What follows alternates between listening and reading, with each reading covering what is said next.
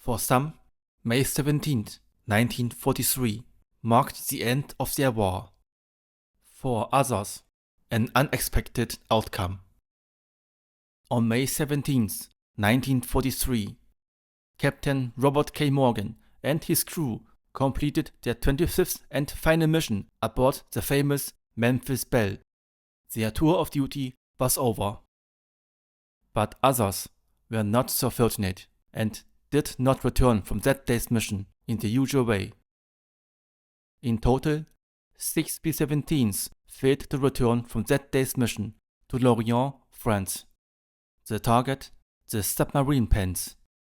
One of them was B-17 42-29663 of the 364th Bomb Squadron, 305th Bomb Group. The aircraft was flown by First Lieutenant Donald A. Tuttle and his crew. I couldn't find any photographs of the B-17 42-29663. But the official missing aircrew report number 15555, issued for this crew, exists, and it simply states, lost to enemy anti-aircraft in the target area. No further details, no answers. But part of the story would be revealed in a first-hand account. Staff Sergeant Harold E. Tilbury bailed out of the doomed B-17 and landed safely. This is how he remembered the mission.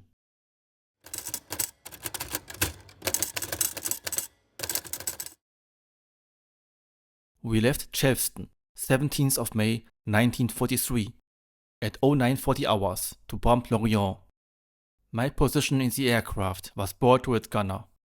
After making landfall over France, we met successive waves of fighters and fought all the way to Lorient. Our plane was the last aircraft in the high squadron of the last element.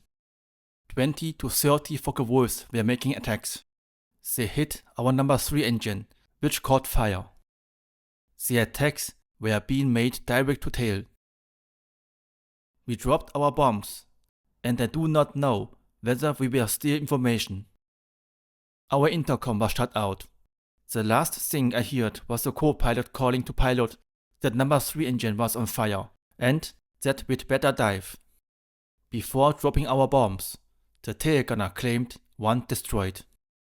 I saw the Probable go into a steep dive, with white smoke pouring from its engine.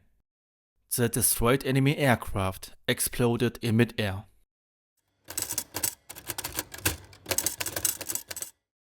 Our number 2 engine was set on fire after number 3. I think our tail gunner was dead after we left the target. Because the attacks to tail were coming in so close, I did not see fire from the tail or casing fly from it.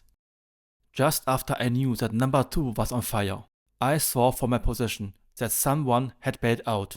I think it was Sergeant Schaeffer, because I came from the board to it immediately and he was not in position as a waist gun.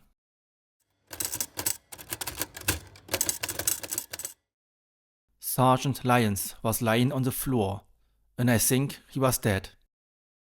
I did not see anyone else. The plane was circling slowing as if on George, and I bailed out at 5,000 to 6,000 feet. When my chute opened, there was a long rip in it, which must have been from a machine gun bullet.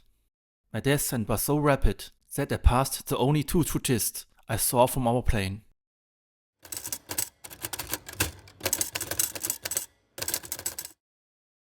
Later I heard they were captured by the Germans. Also heard that one of them was an officer who could speak French. I know that Lieutenant Aubele spoke French.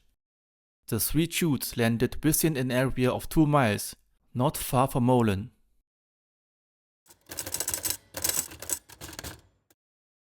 In his report, Tilbury further writes that he landed near a river and ran toward a nearby hill, without even stopping to hide his parachute. Shortly after, he was found by French civilians, who provided him with clothing and food. They helped him hide in the area and avoid German patrols. It wasn't until around 1900 hours, nearly 7 hours after he had bailed out at about 1230 hours, that the area was considered safe enough. The following day, his escape route was arranged. He returned to the United Kingdom by boat and arrived in Plymouth in the morning of May 31st, 1943, only 2 weeks after the crew was shot down. His entire account, including details of his time with the French civilians, can be found in Escape and Evasion Report No. 33. He was the only one who evaded capture. 6 of his crewmates became prisoners of war. 4 were killed in action. The B-17 crashed near Melun-sur-Mer, France. Thank you for listening to Sergeant Tilbury's story. If you liked this story, feel free to like and subscribe. I'll see you in the next one.